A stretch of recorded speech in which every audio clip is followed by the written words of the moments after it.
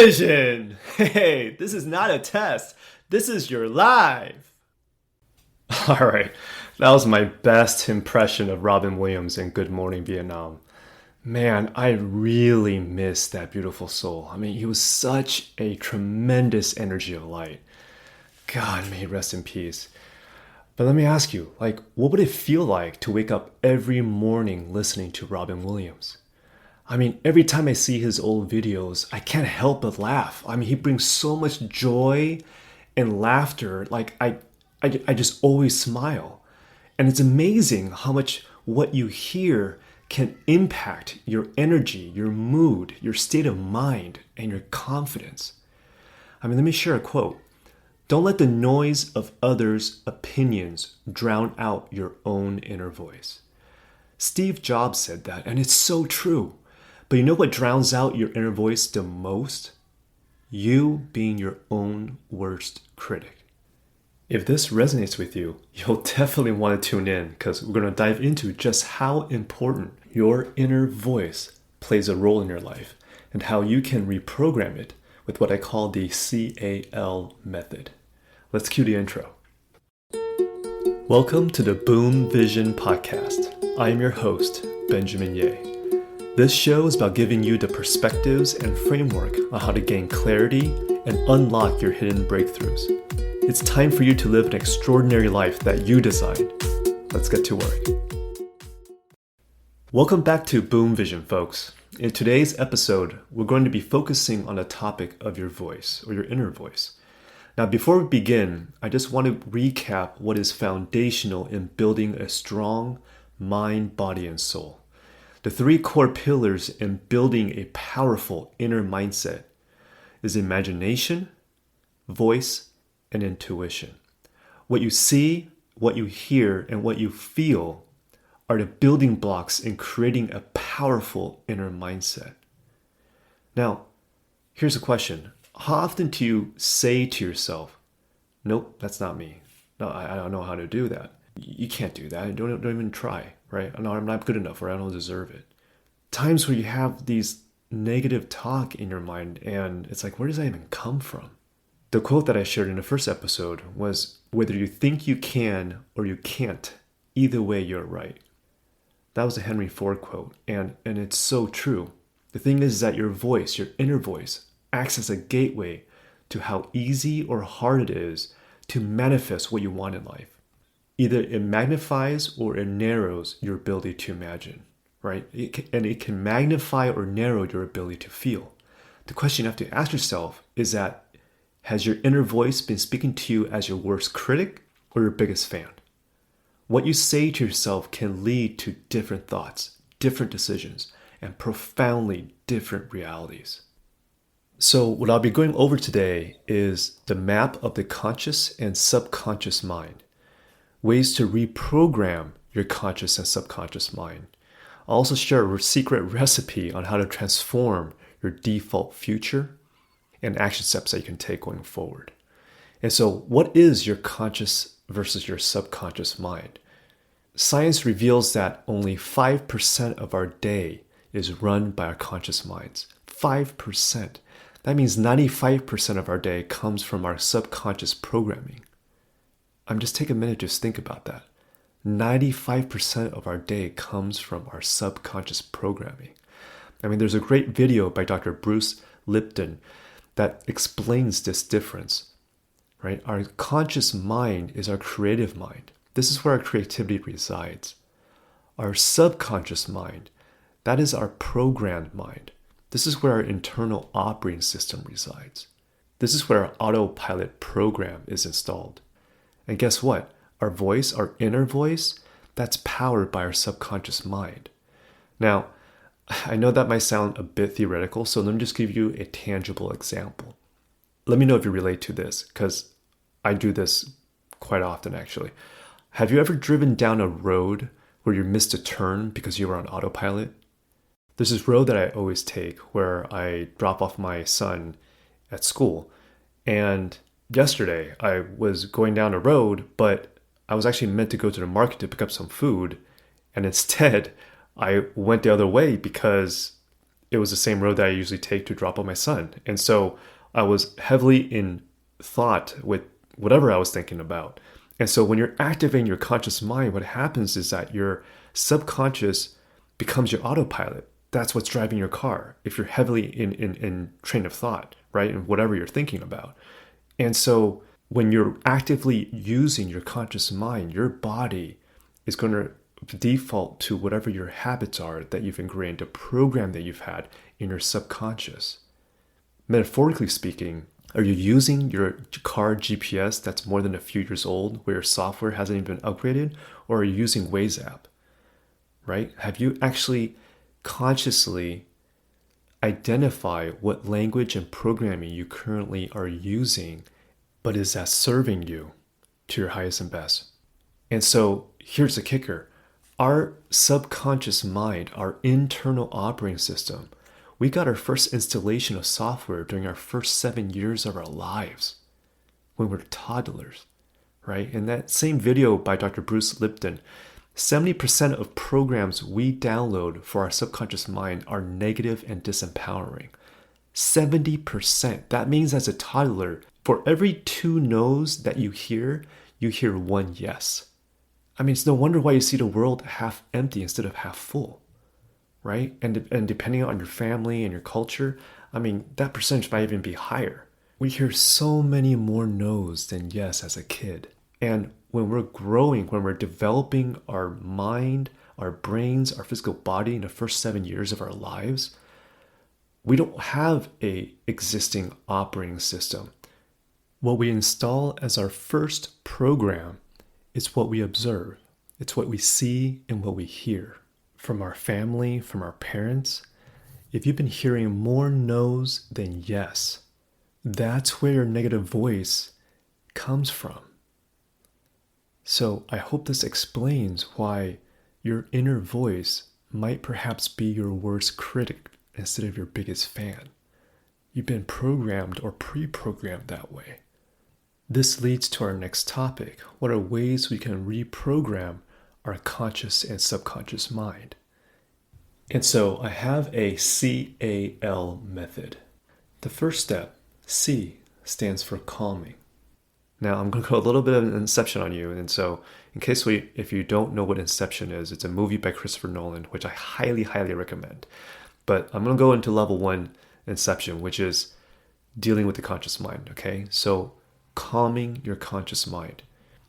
How do you make efforts to calm your conscious mind? There's a lot of great forms in calming your mind, which is meditation or simply just focusing on your breathing and breathing full breaths for just a minute.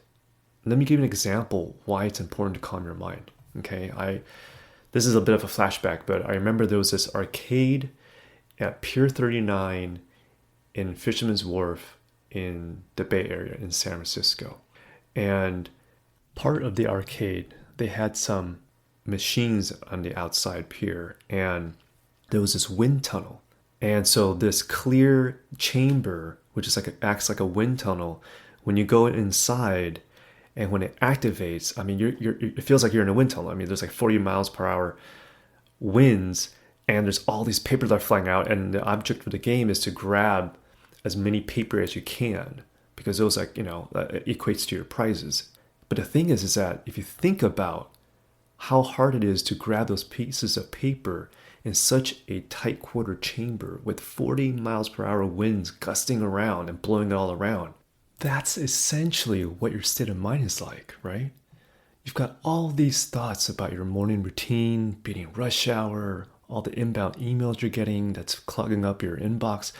If you make the conscious effort to calm your mind down, you're basically turning off the wind tunnel switch. And guess what? When the wind isn't blowing, the pieces naturally fall to the ground. And that makes it easier for you to search what it is you're looking for. This is why meditation is so important and why it works. It's simply just turning the off button in the wind tunnel so that you can give yourself the environment for clarity and the ability to find what you're looking for in a much easier way. That's number 1. C, calming. The second step, A stands for awareness. Pay attention to the language you use and the questions you ask. This second step of awareness is about being aware of your current inner voice. Throughout the day, do you use more negative talk, positive talk, or a balance of both? What negative talk, phrases, or words do you use? Do you hear yourself saying? Write them down so you can see if there's a pattern. So 3, L, language. So let me go a little bit of inception on you on level 2, right? Which is actually diving deeper into the subconscious mind. The subconscious mind is where the magic resides.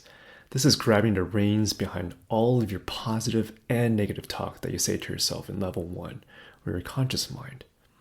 And so the question is, are you currently running an OS version 1.0 or version 14.0, the latest version, right? I mean, which language are you using? If your language is negative in nature, what do you want to change it to? I mean, how do you change and how do you reduce the no's in your inner voice and replace it with more yes? And so let me share with you a story. In the past year in the pandemic, first it was, okay, what do you do with this? This is nothing we've ever encountered. Then we went to this isolation phase.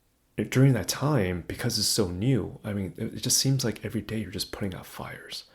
And so I have this one employee for one of my businesses is that his natural tendency is to be worrisome. And when you layer that with stress, it's usually a very, it's not a good combination. So I pulled him aside after the conference call and I told him like, hey, can I just talk to you for a minute? Because I just wanted to share with you a story. You know, I noticed that he's always constantly putting out fires and the language he uses is always putting out fires. And so what I told him and when I shared with him is that in my household at home, the language I use and share with my kids is that when I see them solving or creating something, whether it's my son playing with his Legos, or if both of my kids are in the backyard creating a tent or a mini fort, when they create a solution, I praise them by saying, "You're a great solution creator."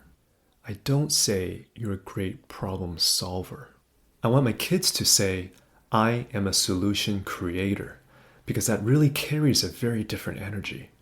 If you're a problem solver, guess what? Problems are going to show up for you to solve. You're going to attract problems because that's the frequency and energy that you're emitting, and that's what you're going to attract because you've been practicing that muscle. But if you change your language and say, "I am a solution creator," that's what you're going to attract, solutions.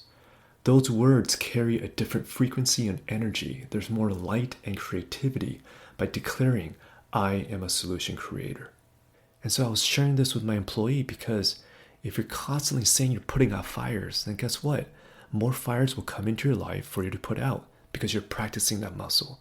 You're energetically emitting that's what you want and you're telling this universe, even though that might not be what you want, but subconsciously and through your voice, your inner voice and your outer voice, that's what you're attracting. And so the language we use literally shape, frame, and form our future. And so this is a great segue into the one secret recipe that transforms your default future is reprogramming your inner voice. It's not the secret recipe, but it's a secret recipe, okay? And the secret ingredients is the language and the questions you ask. When I say language, what you say, both consciously and subconsciously, reaffirms and manifests your thoughts, your vibrations, and your future. The questions you ask yourself reframes and redirects your present and your future reality. Now, the questions you have to always ask yourself is, are you asking the right questions? And so the action steps that you can take for the next 3 days is number 1, notice the language you use when you describe your state of being. Do you say, "I'm tired," or "I'm busy," or "I just don't have enough time for that"? Do you use phrases like, "God, I can't wait to do X," or "When X happens, then I'll do Y"? Instead, I want to empower you to use different phrases. I want you to say things like "I am," or I deserve. I am confident. I am energetic. I deserve to be happy. Now, if I go back to my CAL method, C, calming, I want you to spend, whether it's a minute or several minutes, to focus on either meditating or breathing. Now, it's best to do this in the mornings, but if you have a morning rush, just give yourself moments throughout the day, whatever you can find, to just allow yourself for just 1 minute to be still and just focus on your breathing, to have full breaths for just a minute. Because what that enables you to do is turn off that wind tunnel. So you can quiet your minds, your thoughts can fall gently down to the floor, and then you have and give yourself the environment for moments of clarity. A, awareness. When you have awareness of any negative speak in your inner voice that you talk to yourself, I want you to write them down. Because if you write them down, you'll be able to see patterns of what it is if you have negative speak, if you are a worse critic. L, language. Think of what language you want to replace your negativity with. If you want more confidence, declare out loud, I am confident. If you want more joy and happiness, declare out loud, I am joy. I am happiness. I deserve joy. I deserve happiness. Do you know why the words I am is so powerful? It's like creating short keys in your operating system. Okay, you have to be careful. What you say, what you declare is with clarity and with positive intention. Because let me tell you something. What you put your intention to, what actions you take that follows it, you give it power and energy and you manifest it. I am. I-A-M. What you put your intention, I. What actions you take, A. You give power and manifest, M. I am. That's why declaring it out loud makes it so powerful. So have clarity in what your positive intentions are. Take bold actions and declaring it out loud. And in doing so, you're telling the universe that you're ready to manifest it. Number 2, the questions. Are you asking the right questions? Are you focused or emphasizing on why something might be happening? Or are you focused on what seeds to plant today to create an alternative outcome in the future? Are the questions you're asking having an undertone of lack of self-confidence, or are the questions you're asking yourself leading to progress? So the action step you can take when it relates to questions is when you have something where you have to make a decision, just take a mental step back and just ask yourself, are you asking the right question? Are you being a solution creator, or are you being a problem solver? So, final thoughts on today's episode, just as a recap. We talked about the conscious mind, we talked about the subconscious mind, and that your inner voice is really just an output of what you've already programmed in your subconscious. And if you've never spent the time to upgrade the programming in your subconscious, be kind to yourself, because your inner voice might be full of more negative talk than it is positive talk. So be kind to yourself. Don't beat yourself up for not upgrading your OS system, your OS software. If any of this resonates with you, I encourage you, subscribe, leave a comment, leave a review, share this with someone that you feel can really benefit from this. I would greatly appreciate it, because my intention, my end in mind that I set out in the first episode, is to deliver value that will spark inner and outer breakthroughs in your life. My goal is to positively impact millions of lives.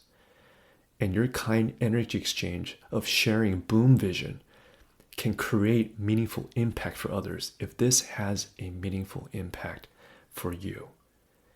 And so I would like to leave you with a quote in the beautiful words of Robin Williams.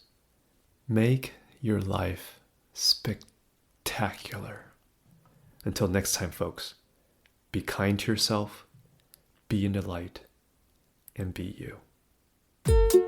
Thank you so much for tuning in to my Boom Vision podcast. If you'd like to find out more about me and this podcast, head over to benjaminyeh.com. That's spelled BenjaminYeh.com. If you haven't already, click subscribe, and I'll catch you next time.